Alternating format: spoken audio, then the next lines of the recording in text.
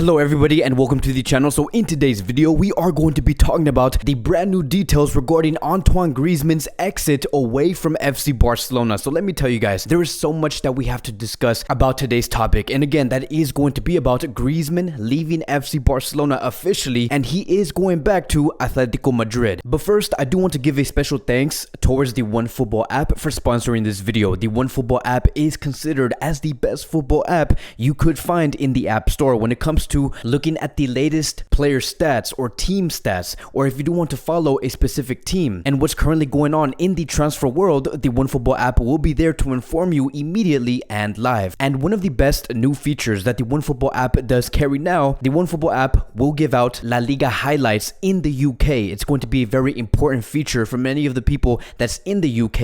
If you guys do want to watch any highlights regarding FC Barcelona, Real Madrid, Atletico Madrid, the OneFootball app will have that in store available on your phone. The only thing that you do have to do is go into the link that's in the description box. You would be able to download it, and then from there you would be able to follow your desired teams or players, and especially watch the new highlights within La Liga. But now let's get back into the video. This is probably one of the biggest surprises we have heard all summer. Like, yes, we have heard about Messi leaving FC Barcelona, but the one thing that really did surprise us was Griezmann leaving this club, because many of us did not expect Griezmann to leave because Messi left in the first place. Barcelona made it so clear back in the summer that either one of these players are going to have to leave. It was either Griezmann or Messi. Messi left, and many of us expected Griezmann to stay and to finally perform for FC Barcelona, right? To see the Griezmann that we wanted to see when he was playing with France and Atletico Madrid. So many of us were counting on Antoine Griezmann for this upcoming season. But now we are standing here today, and now we are looking at Griezmann has officially left FC Barcelona to go to Atletico Madrid. And just to give you guys the details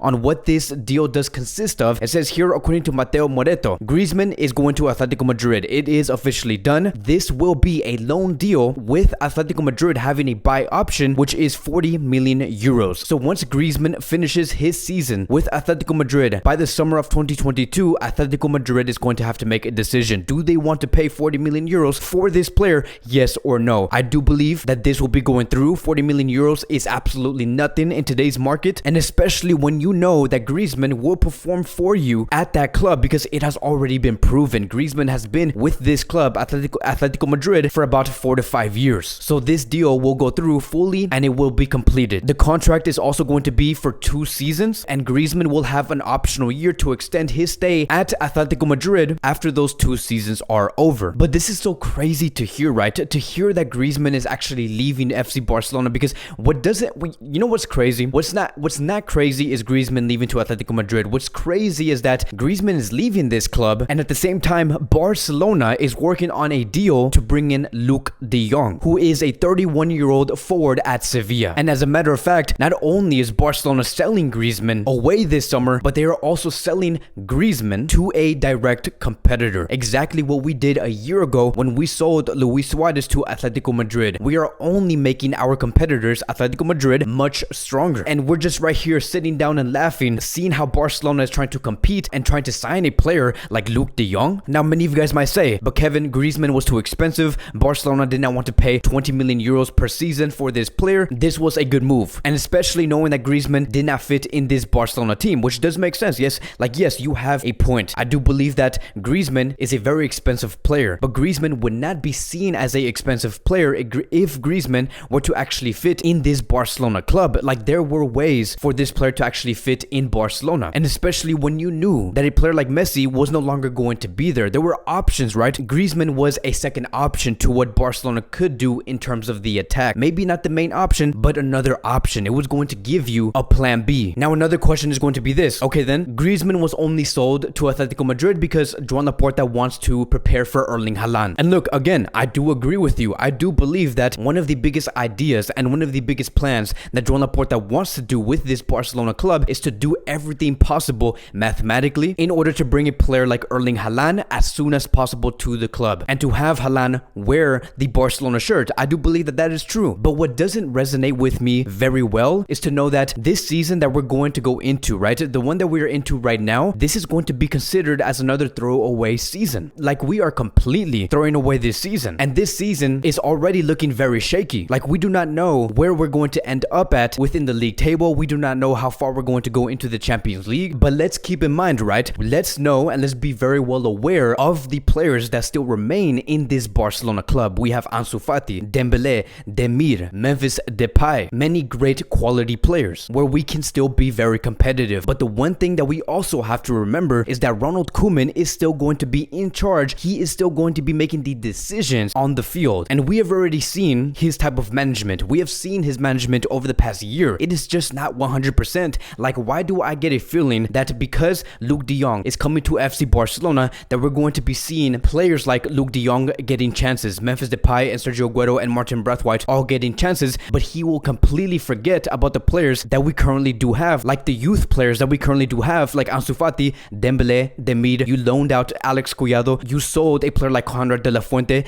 Everything just looks like Ronald Koeman does want to use players like Martin Braithwaite, Aguero, Memphis Depay, and Luke de Jong, only because he believes that these players do have enough experience, but not players like Conrad de la Fuente or Alex Collado or Dembele or Ansu Fati. I have a feeling this is exactly the route that we're going to go into. That is what doesn't resonate with me the most, is to know that this season is just going to be another throwaway season. Like, look, this can go either really good or really wrong. Like, it can go really good. Like, we can still use Ansu Fati, Demir, Memphis Depay, Dembele in that front three. We can still do that. But again, like I have said, I have a feeling that Koeman is not even going to do that during this season. Like, why do I get a feeling that the coach, Ronald Koeman, and the sporting department, right, the people who are in there, Jordi Cruyff, Ramon Planes, and the other sporting directors, do not see eye to eye? Like, why do I feel like the coaching staff and the sporting department are completely split? Because I don't know if you guys have noticed, but if you were to look at the whole thing, right, the big picture of what Barcelona has been doing and maneuvering in the past year, the sporting directors, Ramon Planes, Jordi Cruyff, they have been doing everything correctly. They have been scouting the right players. Pedri has came in, Araujo has came in, Demir has came in. They're introducing players like Gavi, renewing players like Nico Gonzalez. But then you have Koeman, right, and the coaching staff who are asking the club, can we get Wijnaldum? Can we get Luke de Jong? Can we get Van de Beek? Let's use Sergio Roberto in Ricky Puig's position. Let's put Sergio Roberto over Puig and Gavi. As a matter of fact, instead of putting Demir or Collado or Conrad de la Fuente, let's put Griezmann in the right wing position for the rest of this season. You see how there is different ideas and a different way of how the coach and the sporting department are handling things. They are just completely far apart. The sporting directors, they're doing everything correctly. They're promoting the right players. They want to bring youth players into this team.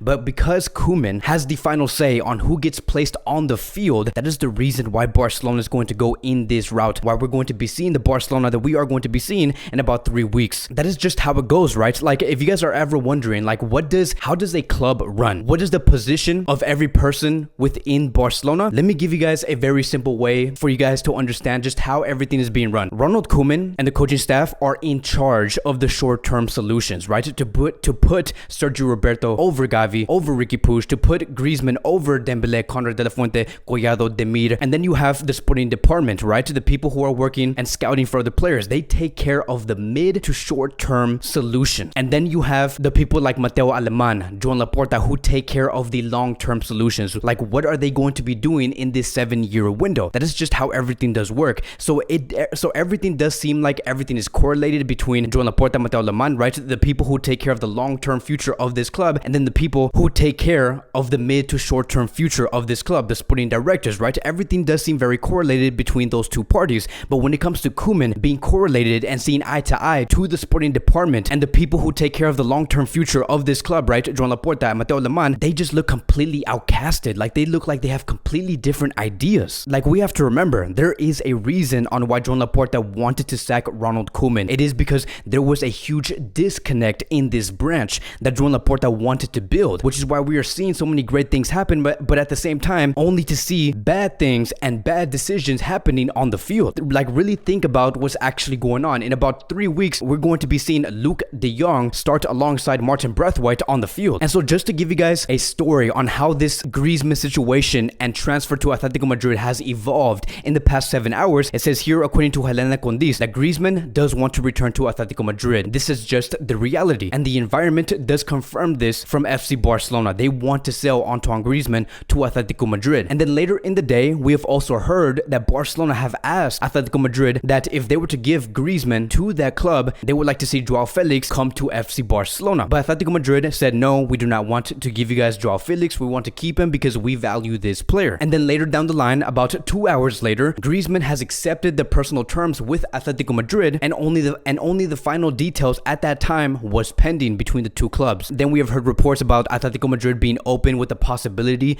of receiving Griezmann on loan with a mandatory option to buy, which was the original idea, but only for us in the end to find out that Barcelona have loaned out Griezmann to Atletico Madrid for a 1-season loan, and then Atletico Madrid is going to be having a option to buy this player for 40 million euros. If that clause does get activated and Atletico Madrid do buy Antoine Griezmann, Griezmann will stay there for 2 more seasons, and then he will have a 1-year extension once those 2 years are over. So this is just a very questionable move, right? Because I know that the only reason why Griezmann is leaving and why we're going to be receiving a player like Luke de Jong, it is because Koeman demanded this Barcelona club to bring in a brand new striker. He wanted this move to happen. And so I have no idea on how this season is going to be turning out. What does this say for FC Barcelona to see Griezmann actually leave this club? Does this mean that there will be more pressure going to players like Ansu Fati and Memphis Depay? Because now that Griezmann is leaving, who we know is a very quality player, Ansu Fati and Memphis Depay are going to have to deliver.